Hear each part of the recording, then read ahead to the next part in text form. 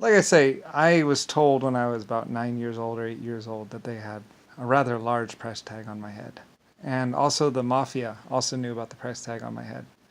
They might have been the ones that actually contacted me. like like for instance, Saul. There's this guy named Saul or something like that.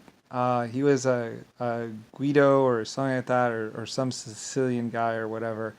About 60 or some odd 100 years ago, whatever, he was what's it called, and I don't know what he was doing, but basically he was one of the people. I had locked him up, and we gave him steak every day because he was a hitman or something like that for like the mafia or something like that. He used to kill people and whatever, and he was a lot of people would consider him low intelligence or something like that.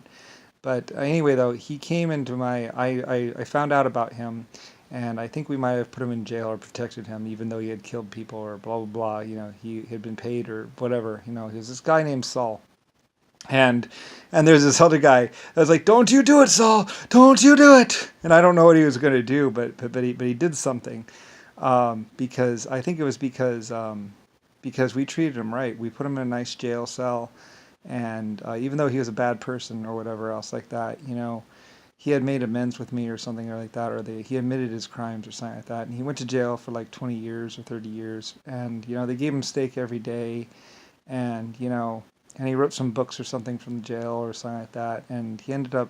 I think he eventually got married or something like that and had some kids or something. I don't know what he did exactly, but I think he turned his life around. I'm not exactly sure. A lot of people went into my jails, and then because we also pay people a wage inside jail, so you get out of jail and you actually have some money. Because I was like, well, if we just lock people up, and they get out, they're going to be 20 years older and have no money. And it's like, well, now what? So you're just causing a problem for these people. You can't just put someone in jail, lock them up, and then be like, oh, here, you're 40 and now you got nothing. It's like that's just causing a bigger problem. So and that's another reason why I wanted, and we do programs with jails and stuff to try and get these people back up on their feet, try and get them into a house, try and fix lives. That's what Lucifer White Star does. That's what I do. That's what we do. So anyway, Saul was one of those people where I think what I did was I let him keep the money or something like that. I was like, just tell us about who paid you and blah blah blah, and you can keep the money. I did that a lot with a lot of these people. It's like, I don't care about the money. They'd be like, we stole $150 million. It's like, so what? I got bigger problems. I have the Black Plague. I have, Black Plague. What's it called sewage, overpopulation, and I also have what's called what is it, Ebola. you know at times I'd explain my situation to people. I'd be like, I have all these are my concerns. you know the next person that's going to nuke a city, the Black Plague, um, Ebola, and basically the constant overpopulation problem of all the children. So, and whoever else might decide to try and take down civilization. So I was like, those are problems. You stealing $50,000 or $500 million really doesn't, or actually 100 or $2 or $3 million really doesn't rate on my list. I'd get all mad like that. I'd be like, it really, your problem, but what you did really doesn't rate on my list. I'd get like that, and it's like, Ebola is a problem.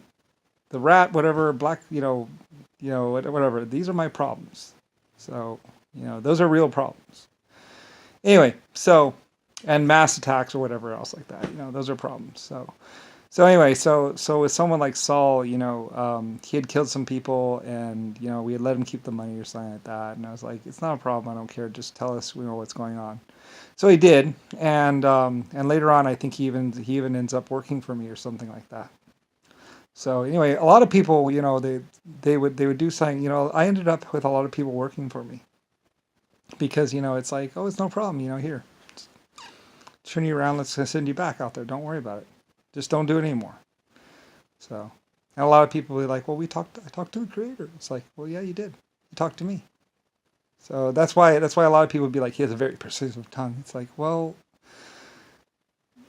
the thing is, I'm known about. There have been rumors of Lucifer's star for hundreds of trillions of years. You could go back thousands of years to the old Gypsy Revolution or the old Gypsy Empire and basically hear stories about Lucifer. So, yeah.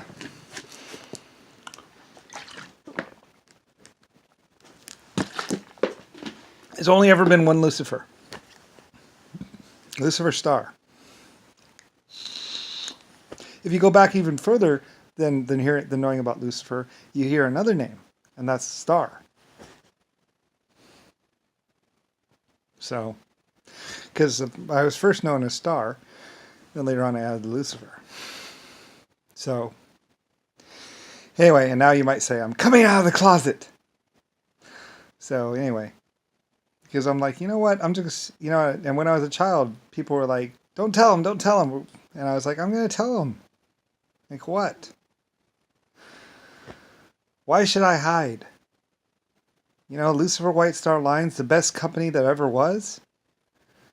The namer of America, Flight, the great creator that I am. Why should I hide? Like, yes, there's a price tag of $500 million, $600 million. Basically, the total amount that America owes China basically is the price tag on my head. That's what they said. So, anyway, like $600 trillion, because that's actually what I'm worth. My value is $600 trillion or something. Actually, most would say I'm priceless.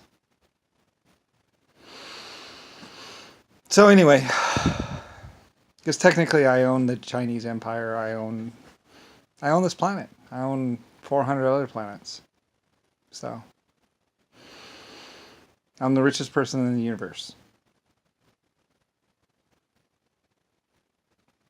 So I'm so rich, I could practically think things and they'll just become true.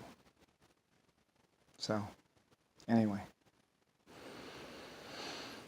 Whatever, it doesn't really matter. And even worse is the fact that a lot of people felt compelled to do things on my behalf. Like I said, Germany would do things on my behalf. America would do things on my behalf. Drug people would do things on my behalf. The Middle East would do things on my behalf. The gypsies would do things on my behalf because I created their body.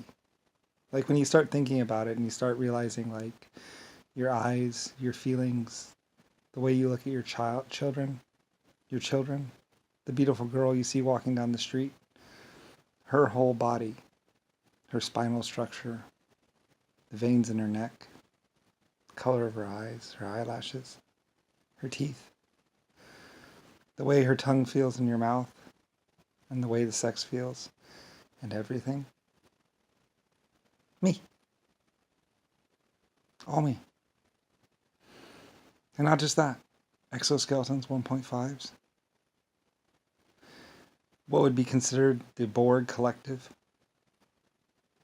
Computers and people put together in unison.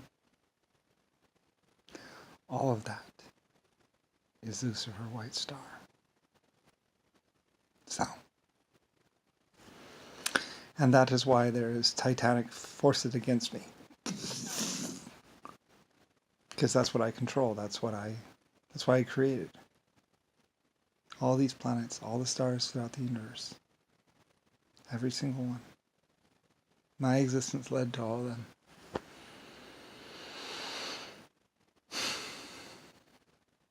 So anyway, I'm just like, well, I don't care if there's a price tag on my head. It's like, I'm not going to hide. I am epic. As a child, I'd be like, I am Lucifer. Because I'm too bold and too amazing and too wonderful to hide underneath a rock forever and be like, I'm just Brian. And when I was a child, I was like, I'm just Brian. Oh, cute. Like, oh, you're so cute. the gypsies would see me and they would be like, you're so cute. It's like, yes, I'm cute. Blonde haired and everything. Lots of people loved me and knew I was cute and adorable. And he's just a child. It's like, yeah, I was just a child, so Doesn't mean I'm not Lucifer's star. So, anyway, and some German or some Japanese died with a picture of me in her hands, and because she wouldn't give it up to the soldiers. So they actually had a picture of me as a child, blonde-haired little child, and she wouldn't give it to the soldiers, and she died with it curled in her hands. So she wouldn't give up the picture. So that's why at times I was like, battleships, show them no mercy. Yeah, and stuff like that, because to a few people, because it's like, you know, we researched, we did the research, we checked them out, we knew that these people were the problem, and so, you know, at times I was like, beach the fucking ship on the shore and fire at them point blank. So they did. Big old battleship. Boom! You know, I was mad.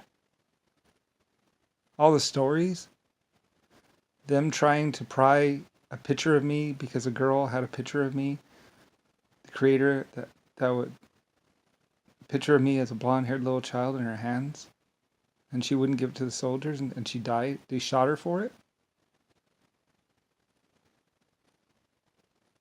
I was pissed off.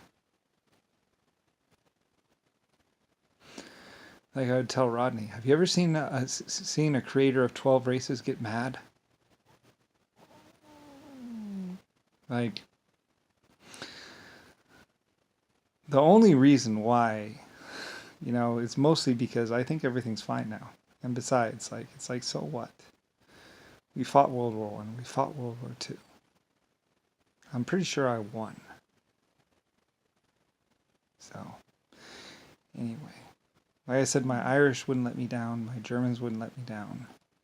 My people wouldn't let me down, and they didn't. So,